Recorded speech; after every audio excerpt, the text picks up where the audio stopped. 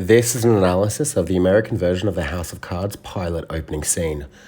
The scene starts with a fade-in from black. Frank appearing above us at the top of the stairs in a harsh Rembrandt lighting creates a sinister feel. A tilt shot moves into a Steadicam, following Frank's eyeline to where the action takes place.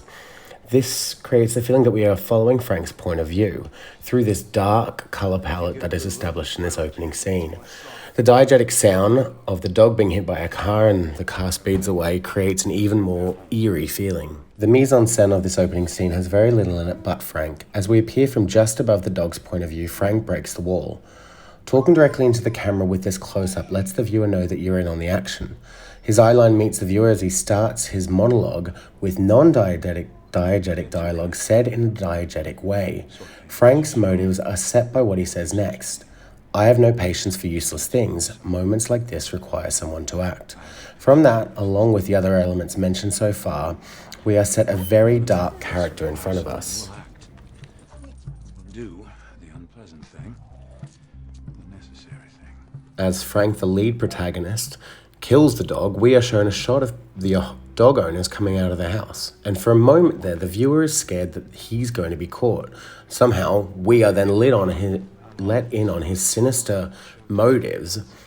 Look, Steve's going to file a report on the car, and he'll put his people on it. We'll track them down. The low contrast opening is lightened as we see Frank in the bathroom. Frank subtly breaks the wall here again with just a look to the camera. From there, we are introduced to Claire. I feel as though the placement of the character with Frank standing behind her, almost bowing to her, sets the scene for their relationship for the entire series. The camera angle shows us still from his sinister point of view with his jacket in a now high contrast shot, but still muted color palette continues that sinister feeling.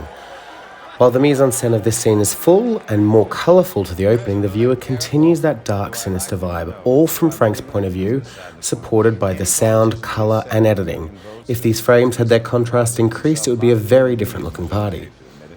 As we follow Frank with a Steadicam through the President-elect New Year's Eve ball, we are introduced to the other characters.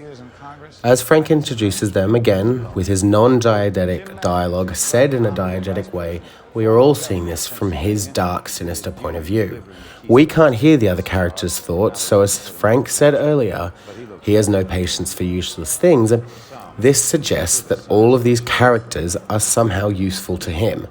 But still, he is the only man that can act, as he said earlier when he was killing the dog. Overall, David Finch used a dark and muted color palette with close-ups when Frank was talking for the scene to establish a really dark and sinister character. However, because he's speaking directly to us, we are somehow on the ride with him. So even though we just watched a man kill a dog, we are for some reason on his side, and that was all created through the different angles and the different way of communicating directly to the viewer. Welcome to Washington.